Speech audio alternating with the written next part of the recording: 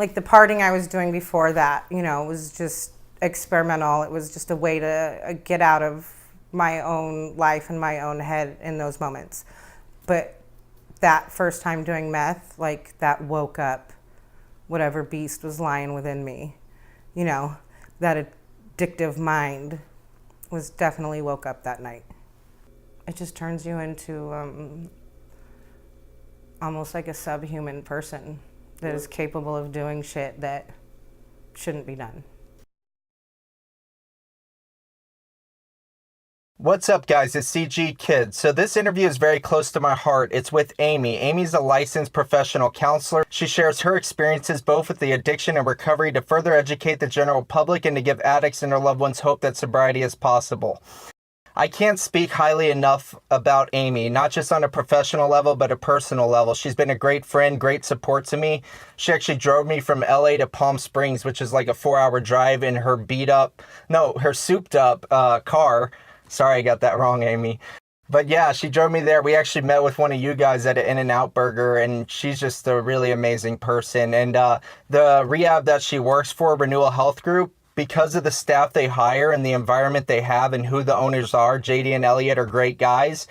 I really don't think I could ever get behind another facility on this channel. This is not a paid post. I'm very aware of the FTC laws. I've just been looking for facilities that I truly believe in, and this is the one I could find. I know there's a lot of shady stuff in business, so I figured I'd throw that out at you guys. So the first question I asked Amy is, you know, what made methamphetamine so addictive to her? What was the feel-good that had her coming back over and over again? I just feel like nothing else mattered. There was nothing else going on outside of being high and being in that moment, right? Because it was still very fun. It was still I'm with my friends, I'm not at home, I'm out here having fun, doing crazy, silly things, and it doesn't matter. So, you know, it was very much like that whole, that's an escape. It totally was. That's not a silly cliche term. It literally, you know, provided that for me. Probably for the first year, I was able to hide it really well, right? But it didn't last long. I loved that shit. Like the delirium of meth, right? You've been up for 2-3 weeks, very little food, no sleep, and you start seeing those fucking meth monsters, right? I loved that part. That was literally my favorite part, and that's what scared the shit out of me. That shit was not real. I was noodle grooving. You know what I mean? You're like this big, haven't eaten, no thought in your head is logical, but to you, every fucking thing makes perfect sense. Like you go off on these tangents, right? And you've got the world figured out, everything under the sun, and you think that that is completely okay. That's your existence. And then you have that moment when you see yourself in the mirror and you're like, who is that? Who's that person? Oh my God, that's me. And every cliche and every movie that you've seen of the girl on the corner, noodle grooving, fucking looking ridiculous, is you. But you thought you were looking so cute, skinny, you know, you were just the thing. That was me. I was that girl.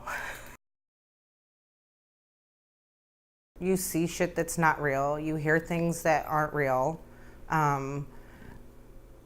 Everything kind of just feels like you're in like a movie, right? You're not really living in this world where everybody's going about their business. You're in your own world. Like literally nothing else is going on around you, and that's completely okay, right? But to you, in that moment, every thought is clear as a bell, and everything makes perfect sense to you.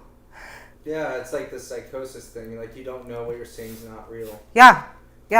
And then there's times when you start to realize, okay, no, there's really not 5 people over there in that bush, but I think there is. So I'm going to keep looking because I'm going to convince myself that that's real or not real. I was never like, you get a lot of people that get paranoid, right? And they're like, oh my God, somebody's coming to get me. Like everybody hated me because I was definitely not like that. If we were in a hotel room, they're like, oh God, people are out there watching. I would literally like pull the curtains open and stand there and be like, watch this. because I don't know where like this no fear came from, but I never, even when the cops were actually following me and I really was under investigation, I didn't even catch on. I didn't even catch on. I literally thought I was like untouchable. Like, you know, I thought I was that girl. Here I am, like rocking and rolling, doing my thing. Like, oh God, it was just so stupid. So stupid. I became the person that I never thought I would be, and to think about who that person was now is almost devastating. I was in Arizona one time and I was looking out the bedroom window, and across from the apartment was a school, and there was this huge tree, and I saw these people on horses, and I saw people hanging from the tree. Like I couldn't, it was all basically shadow figures, but it was moving and like in action as if I was watching a movie. And I was like, come look at this, come look at this. And they're like, no, I don't see it. And like I described it so vividly that then they started seeing it, right? But it was there. It wasn't there, but that was there. Like it was those kind of moments where, like, I don't know, you know, if you're reaching back into somewhere, you know, in time or whatever. I know that sounds weird and creepy, but I've always had those kind of weird universal moments. But there was moments like that a lot, where I don't know if you're seeing something in the spiritual world or if you're just like really high. Creating it in your head. And that's like the out of touch with reality thing. You start to question light and dark, right? Spirit world, devil, Satan, you know, you start to really kind of question what's real and what's not real. Well, we're talking 13 years of meth use. So what part wasn't fun? The becoming homeless, the going to jail, the doing everything I said I would never do. The only no never that I never made it to was prostitution. That was my one no never, and it was one no never that I kept. Everything else happened. I stole, I robbed, you know, everything. Lied. I mean, I was just the person that I knew deep down and in my heart that that wasn't who I was meant to be. But I was already stuck. I was already stuck, and I couldn't see a way out. When I did get arrested, I was like, I could breathe, right? Like it's the worst feeling ever getting arrested, but literally saved my life. I didn't learn from it the first time or the second time. I went back, of course, because I could handle it this time. I could handle it this time. I was in school now. I was in college. It was just helping me get through school. There was quite a few of those. So I always said, you know, I would never shoot dope. Never shoot dope, never do that. And I started shooting dope. And I remember there was times when I would be shooting up and in a room full of people, and all of a sudden I would have a moment come over me and I would look around the room and I would be like, what am I doing here with these people? Like any one of them could kill me at any moment. Anything crazy could happen at any moment. What am I doing here? And I would literally like hear something calling my name, you know, like, and I'd be like, who's calling me? Nobody. Like I really thought in those moments, like God was speaking to me, or the devil, right? Who knows which one? But I would have these moments when I would like literally have like an out of body experience and watch myself in a hotel room or somebody's house or in the back of a building, you know, shooting dope, going, what the fuck? How did I get here? How the fuck did I get here? Well, I had to have been 21 because I was at a bar in Manhattan Beach, which is, you know, a really fun, cool bar area. And I was dabbling in both worlds, right? I was also a mom to a very young boy. And he was at my mom's. And I had these guys come over that were selling dope. And I was like, we're going to a bar, you want to go? Yeah, okay. And I talked them into leaving the sawed-off shotgun at my apartment, because you can't go into Manhattan Beach with that, right?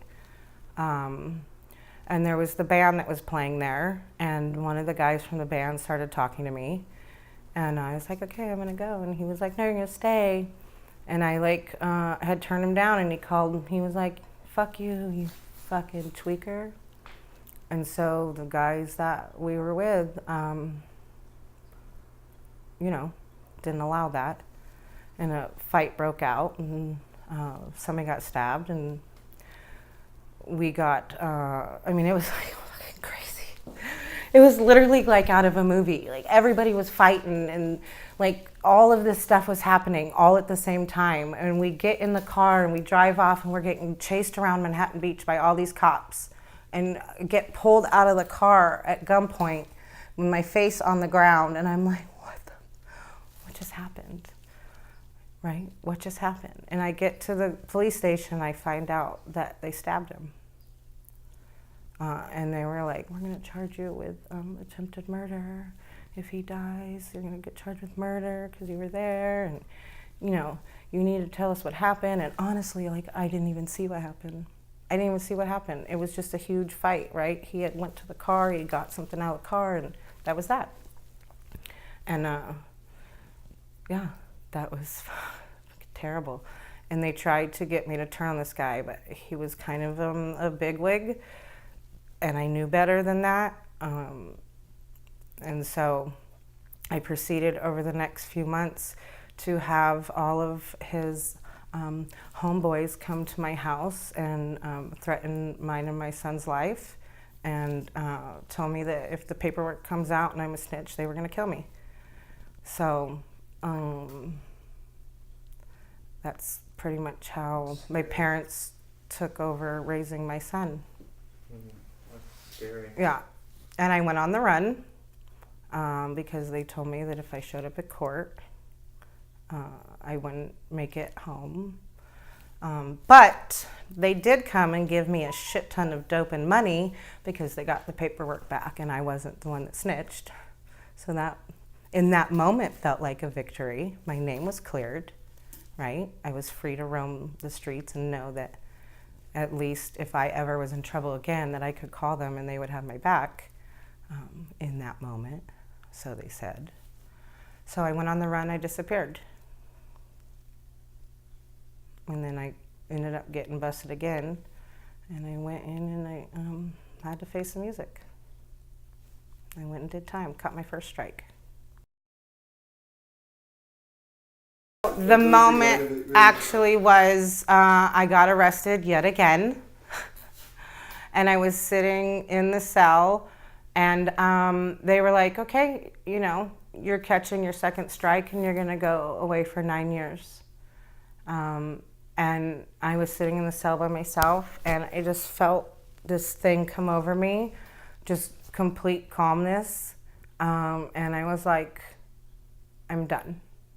I'm absolutely 100% done. There's no way that this is the person that I'm meant to be. There's no way that this is who my son has to claim as a mother. There's just no way that this is my destiny. And I told the lawyer that I wanted a second strike, finish my year in jail, and then go to a long-term program. And the lawyer was like, no way, you have like the worst track history ever, I'm not doing it. My family begged me not to do it. And I was like, I'm done. I'm absolutely done. And the judge granted it to me and said, next time I see you, you're getting 35 to life, no questions asked. And I've never looked back. Just going through all of those things and being involved in situations that, as a little girl growing up, you never pictured that that's who you were going to be, you would see things like that on TV, but you never thought you would get to that place.